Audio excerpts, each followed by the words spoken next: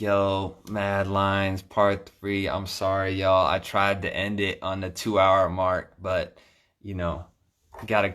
I can't just be like, yo, peace. I can't do it. I can't do it.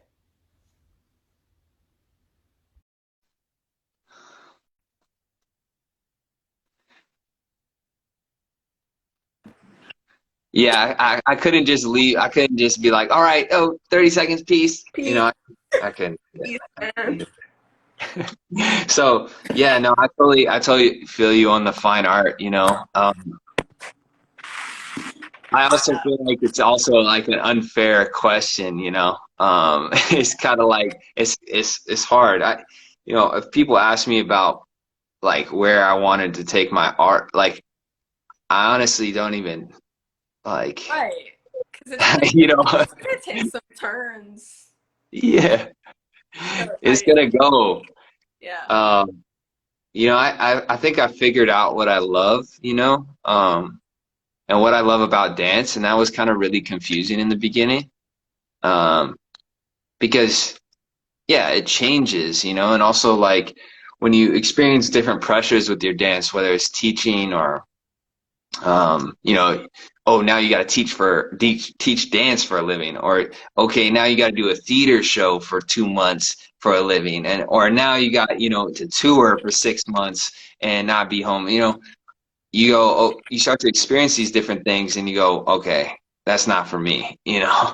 Uh, but you're told that you're a I like dancer. it. Yeah, yeah, you can love it too, but you're told you're a dancer and you should dance like you should enjoy dancing for a living, but that if you That's don't just like not it, yeah. yeah, it could just not be that way. Yeah. So for me, I totally feel you on the fine art theater thing. Yeah, by the way, we got to hit up Steen soon. He had something he wanted to talk to us about, but yeah, hey, let's go. Let me But go. yeah, Steen is amazing. His theater works are incredible too. But Yeah. yeah, I think I really hope that happens. I really hope that happens, and I can see it happening with someone like yourself, like to bridge that gap. Uh, Yeah.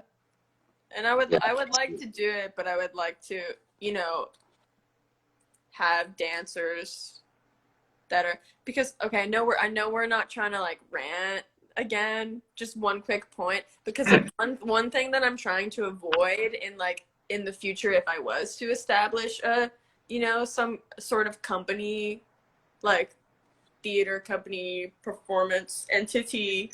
I don't like when choreographers who have studied street styles like only hire dancers from Juilliard to do the street choreography. Like I want to find a way where like these artists can be properly like integrated. You know what I mean? yeah, Yeah. yeah, Because that's just like I've just seen that. I've studied, because I'm kind of want to do this. So I've been studying like other companies, and I've seen this kind of done, and it's just like something I don't rock with. yeah. There's I don't know too many names in the theater art world, but like Bim is somebody that's really good to talk to about that. But he was talking to Yeah, me about like me and Bim are doing some stuff. dope, dope. That's Yeah. you gotta happen. Yeah. But yeah, he'll talk about like Rennie Harris and things like that. Right. Um, and for me, even the talk that I had with him, I want to say short talk because there's so much more we could talk about. But I know. Sorry, yeah, we're trying to wrap it up.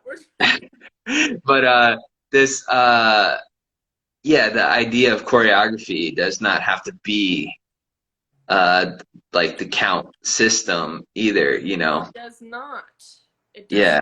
not. There are so many other ways that we can do this. Yeah. Yeah. You feel It's me? almost like that system was actually created to separate. Yeah, like, yeah, because we have a different way of creating movement, we're on to something. So there, we Yeah, just need to come up with a slightly different system to showcase it on in that, you know, long or elaborate way. Because like some of these shows are really long. Um, yeah. that Well, it's almost like choreography can be like a very like vague framework, right? So if yeah, you have like for example, when me and Steen were gonna do a show, which eventually didn't end up happening because of the China thing, but we were gonna do this show, and I was like, when he first hit me up about it, I was like, "You sure you want me, man? You sure?" You know, yeah, like yeah. I was like, I can't really do choreography like that, you know. I'm gonna be straight up, man. Like And then I'm not trying Steve's to. like, but it's not choreography like that. Yeah, he's like, you know, but yeah, he would just be like, well, we're developing characters, you know, so I got a couple characters for you to play. Yeah, So yeah, yeah. No, I love this method of like yeah, solidifying, you know, things we thought we maybe couldn't solidify. yeah, because if you give me like, you go, okay, like for me, how I think about how I could do a theater show on stage would never be like gotta be here on this count and like Yeah. maybe I can learn to do that, but that seems hella stressful. Like No, I agree. I agree. It's definitely it's not my preferred way to perform either. yeah, because also when you take like a freestyler where maybe their level's here, but then you ask them to do choreography, their level comes down Yeah. like way Because of down. these separate systems, kind of. Exactly. I don't know. These systems built to segregate us, you know, it's like yeah, if you gave me a character to play on stage and you were like, okay, look, this is the set, like you asked me to act it out where we had characters and we were interacting and like this is what's going on in the storyline Yeah. and Well, yo, yeah, I would fit in fine. Like I could totally like, totally. okay, this is this scene. I could do this. Yeah, or like if we well there and then there are also like things that we can do that, you know, these dancers maybe can't. Like I don't like okay, cuz if you told them to go recite the choreography, they could do it, but if you told them, "Okay, I'm going to need you to just like this is the phrase. I need you to tut in, you know, stage left and then roll on the floor all the way to stage right and wave up."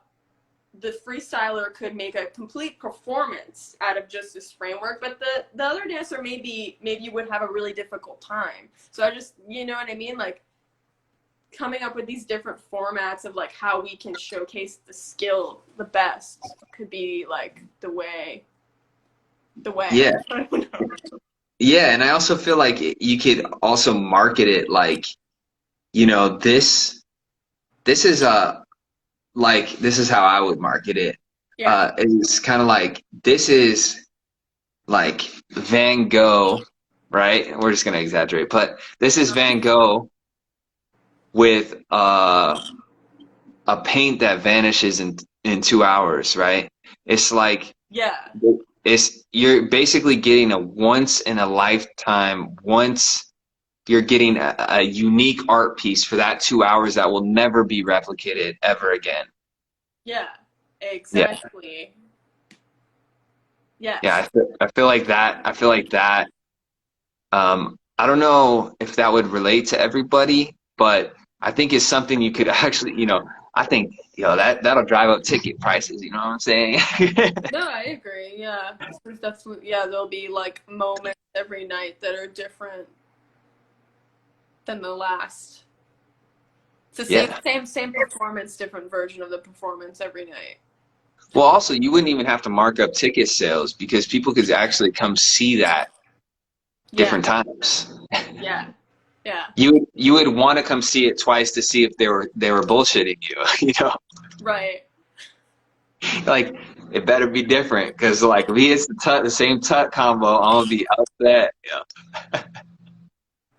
Yeah, but no, I like this thought process. But yeah, we'll wrap it up though, Mad We'll Lines. wrap it. Yeah, Yeah. I So gotta thank you do for your something. time always, and we might have one of those speakeasy sessions soon. Let us know if you trying to come through. Yo, all right, for Yeah, sure. I'm down. Okay, thanks so much for having me and talking Yeah. to me. Hope you're well. All right. See you, Mad Lines. Peace.